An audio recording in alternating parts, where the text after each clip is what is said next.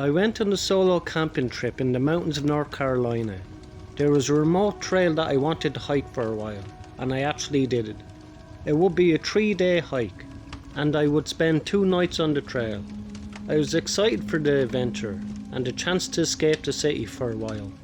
The first day was great. I only saw one other hiker the entire time, but we passed by each other with little more than a nod. I took in the beauty of the mountains and enjoyed the peace and quiet. At around dusk I found a spot to spend the night. It was just off the trail in a small clearing. It was an established site with a neat fire pit already arranged. I set up camp, ate my dinner, and then I went to sleep. I never sleep through the whole night when I'm in my tent. I always wake up at least 4 or 5 times throughout the night.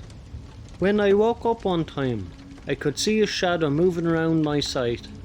It was definitely a human. I didn't move, and eventually he went away. I didn't fall back asleep that time. My mind raced through the possibilities of who it could be, and why they were at my campsite. The next morning I got up early and ate breakfast. I continued walking, but I was scared because I didn't know who was there last night. At around noon I saw a man on the trail in front of me. I was ready to say hi, but then he disappeared off into the bush. I was confused. I didn't want to go past him on the trail. I thought it might have been a trap. I yelled hello, but there was no reply. I decided to take my chances and I walked past. When I got to the spot where I'd last seen the man, someone lunged at me from behind a tree. He was scary looking, with dirty clothes and wild eyes.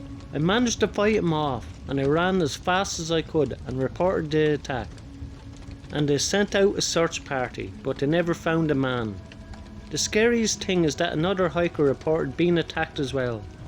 The man was never found, dead or alive.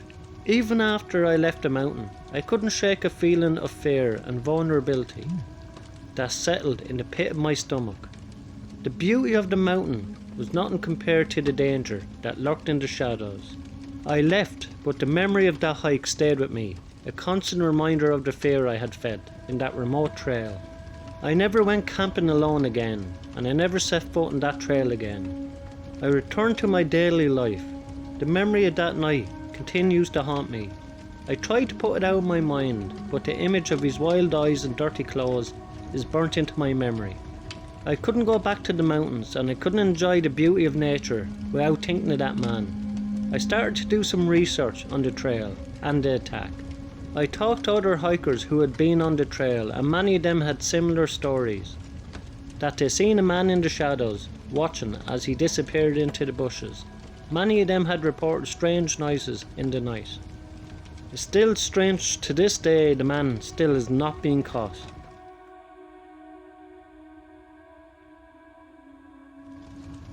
A terrifying thing happened to me and my sister Carly a few years ago. We both hadn't taken a vacation in a very long time and wanted to have the chance to catch up.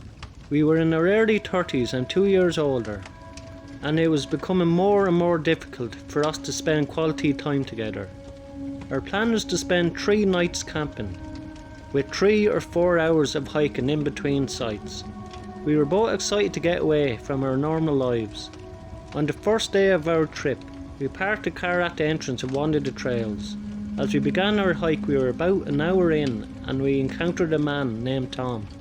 He was about 45 years old, tall and muscular with a grey beard.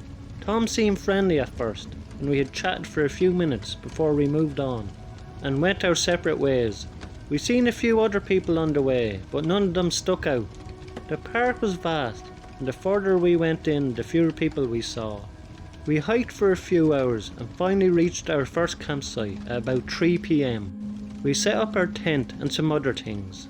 We were tired from the hike and we decided to rest for a while, just as the sun began to set. We started a small campfire and cooked some dinner. We sat around the fire talking and enjoying the peace and quiet of the wilderness. I was exhausted after the long day, so we went to bed early. I fell asleep almost straight away. I've always been comfortable sleeping in a tent, but in the middle of the night I was suddenly awakened by a strange noise. I opened my eyes and saw a shadowy figure standing outside our tent. It was Tom. As soon as he saw me, he disappeared into the forest. I was startled and frightened, but I didn't want to scare Carly, so I decided not to tell her. I was hoping that was just a weird coincidence and that Tom was just passing by our campsite for some reason. But the next morning, as we were getting ready to start our hike for the next campsite, I saw Tom again. He was standing down the trail away from us, not moving, just standing there, watching. We decided to press forward anyway. We reached the next campsite before sunset and quickly set up our tent again. As we were sitting around the fire, Tom appeared out of nowhere. He sat down next to us and said some really creepy things. We could tell that he was becoming increasingly agitated. We were scared and didn't know what to do. We tried to tell him to leave, but he wouldn't listen. He kept circling our campsite and staring at us. We spent the whole night sitting up, too frightened to sleep. We kept the fire burning all night, hoping it would keep Tom at bay. The next morning, we packed up our tent and hiked all the way out of there. It was a 2-day hike in, but we managed to do it in just under 3 hours. It was a little more downhill on the way back, but we also made good time because of the circumstances. We were happy when we finally reached the car before sunset. We reported Tom to the park rangers, but nothing came of it. They said they would keep an eye out for him, but they didn't seem too concerned. Part of me feels like they thought it was just all in our heads, but it wasn't. That guy Tom was following us, and I have no doubt he would have done something if we spent another night out there.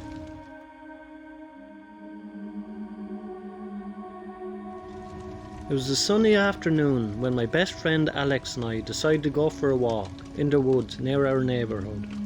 We were only 14 years old back then, and it was summer vacation, and we'd been there many times before. Little did we know that this particular trip would be a memorable one, for all the wrong reasons.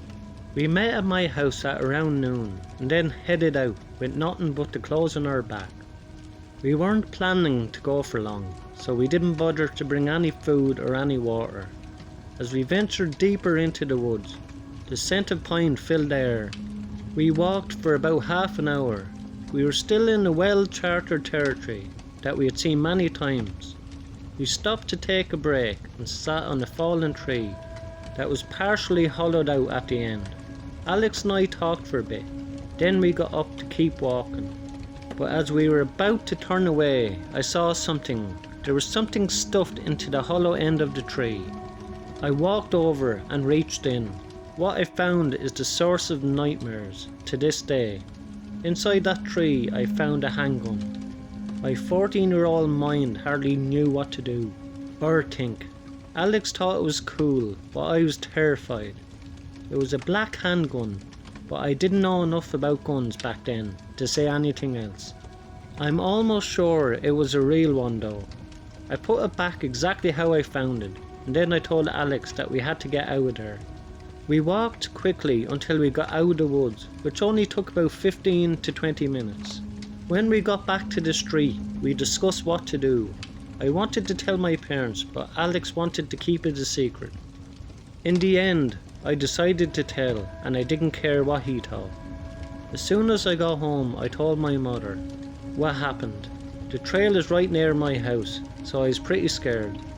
My mom called the police straight away and told them what I'd found. Later that day, I went back with 2 officers to find the gun. However, when we got to the spot, it was gone. The police told me to stay back as they searched the area for several minutes before they gave up. The gun was gone. Someone had taken it. It had only been a few hours since we had found it in the first place, so that meant whoever stashed it there could not be far. The police filed a report, but we never heard anything back afterwards.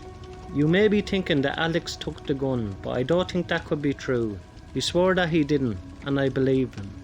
The dark reality is that someone in my neighbourhood had a reason to hide that handgun, and they were in the woods that day.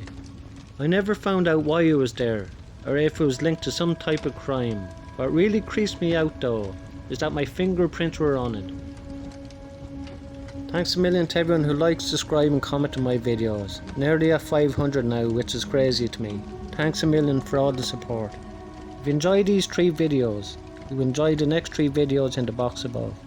Thank you.